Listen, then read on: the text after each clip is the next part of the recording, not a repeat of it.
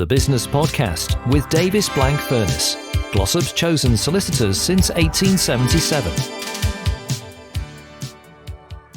We're here at the Glossop and High Peak Business Awards 2025. It's the first one we've done, and what a night. I'm joined by Chris and Emma from Not Really Here Group, and you must be proud to see tonight work, both of you.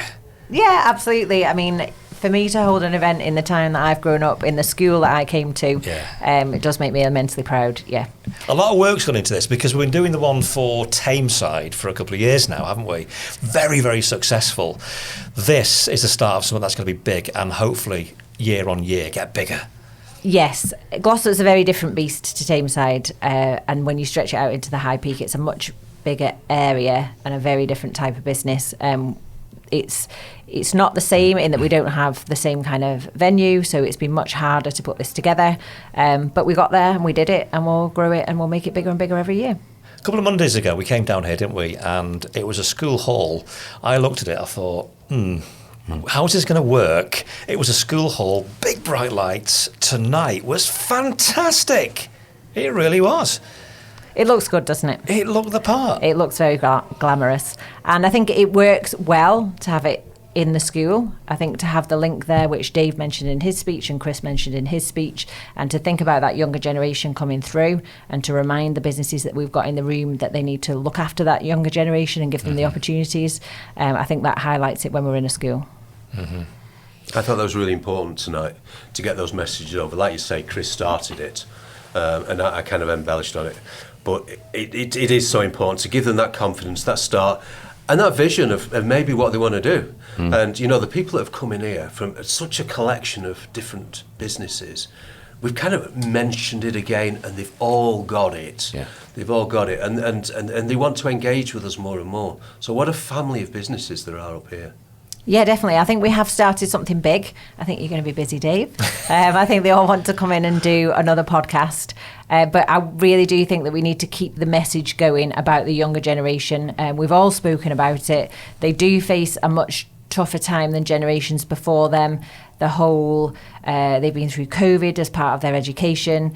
They've missed out on different experiences. They have to start work, perhaps even working from home, which is much, much more of a challenge than starting work in an office. So we do need to look after them, and we do need to give them the opportunities. And I think through things like this, we can progress that, and we can help other businesses to understand that. Yeah. I've said for a long time, you know, with the young people that we come into contact with through the Raheem Sterling Foundation, is the more young people you meet, you know, and you know that they're ready to go to work, but the one thing that's missing is they're work ready, but they're not workplace ready, because it's a different environment than what they're used to.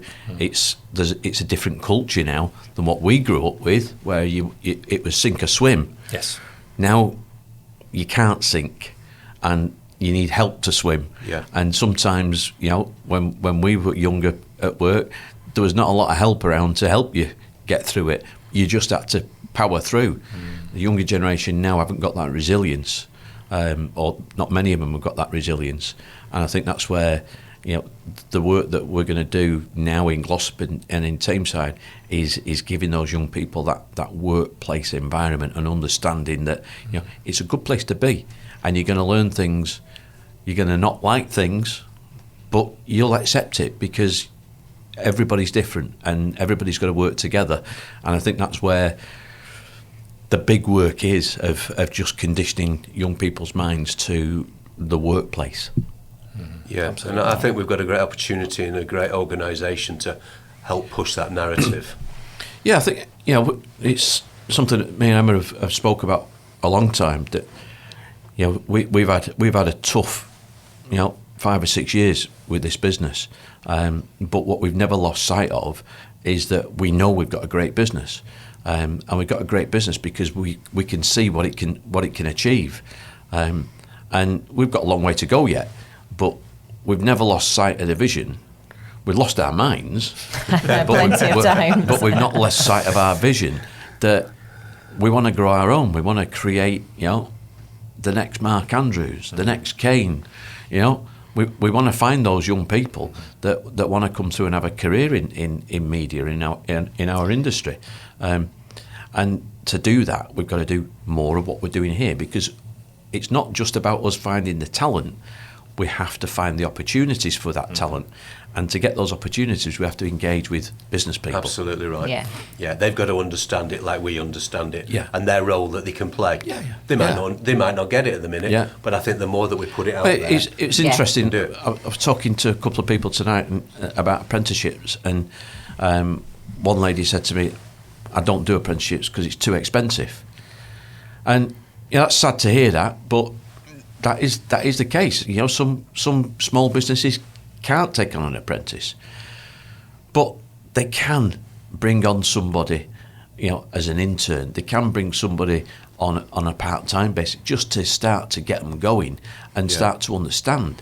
I think if you're a local business, and certainly a small business, if you don't grasp the opportunity of nurturing a young person into your business and cultivating your own talent, then you're missing out. And to see a young person come through the door, whatever business they've got, and ask for a placement, is so powerful, because they've made that transition. They've come through the door, which to a young person in many instances is very difficult, isn't it? Yeah. So for a company to see that, you must think, this could be somebody good here. Let's see definitely. where we've I mean, I think back probably 60, 70 years when Mark first came into the... That's right. I wonder where we're going with that, Chris. But we know we're now. I'll get you back. I think we're at a point in time now where the gap between generations is bigger than it's ever been. And by that, I mean the work ethic is different, the way of working is different, the lifestyle is different, and that gap is probably bigger than it's ever been before. And what we have to make sure we don't do is we don't just dismiss the younger people because they have a different way of working to us. We have to try and understand that and find a way of working together, because I think that's the point in time where we're at. But at the end of the day, they're the future. I mean, we want to be on a beach in the next 10 or 15 years, so we have to get these young people through to take over, and we have to understand how to work with them to do that. And I think the other thing that we always have to bear in mind is there's a gap, a huge gap for young people now in terms of when we were just starting out, getting on the rented ladder or getting to a house, it was achievable with hard work. You could see the pathway. Now the gap is so huge, and a lot of young people are they've not got that vision to say, I can go and achieve that, because they can see that it's way out of sight.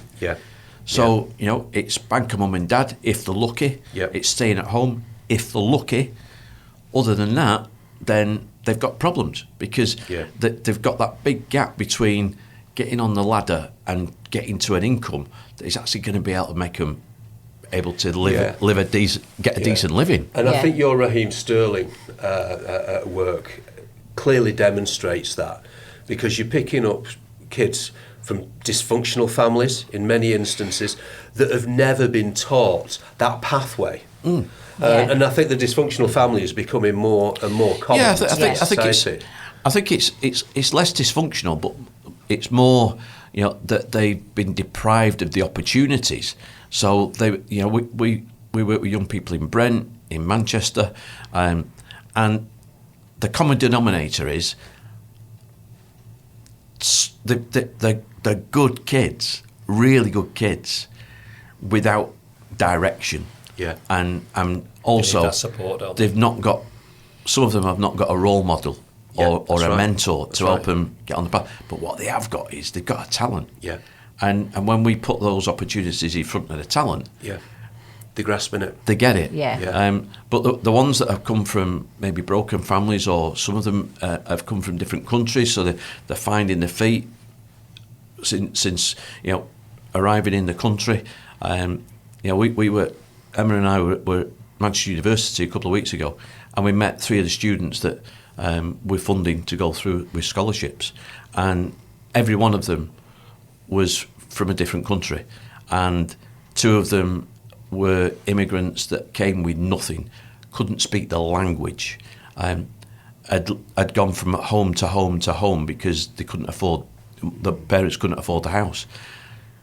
But they applied for a scholarship after going through school, and now they're at Manchester University on a 2-year scholarship.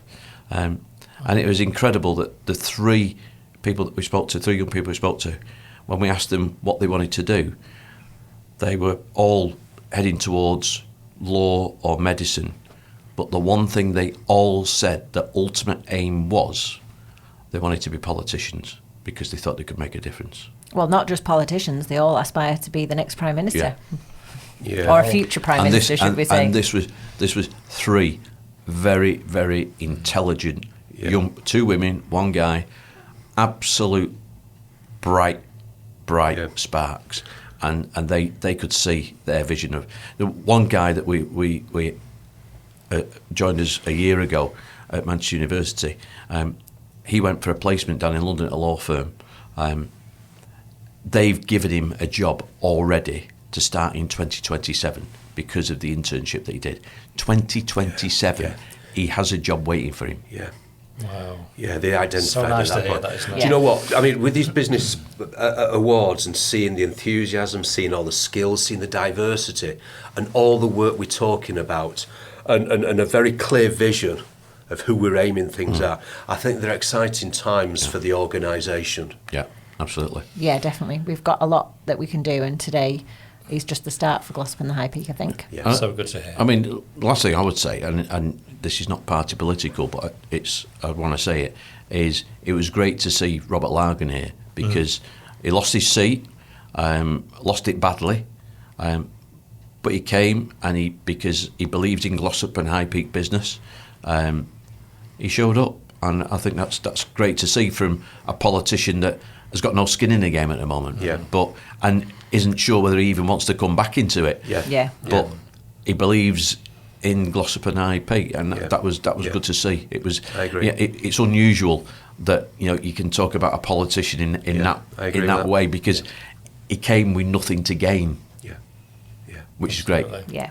What a night, ladies and gentlemen. It's been absolutely brilliant. Absolutely. Hats off to everybody who's taken part behind the scenes because this has been a few weeks of madness putting it all together. Yeah. Certainly has. Hats off to you two. You've done an amazing job tonight. Same to you, Matt, and the team. Thank you very much. It's been a pleasure watching your work. It's the first time I've seen it, but it's the best time. It's been great watching your work, and there's no beginning to your talent. Thank you very much. Maybe next time you'll put a shift in. Dave, thank you very much indeed. Chris and Emma and all the people behind the scenes, including Kane Smith, thank you very much for joining us on this amazing night at the Glossop and High Peak Business Awards. The Business Podcast with Davis Blank Furness, Glossop's chosen solicitors since 1877.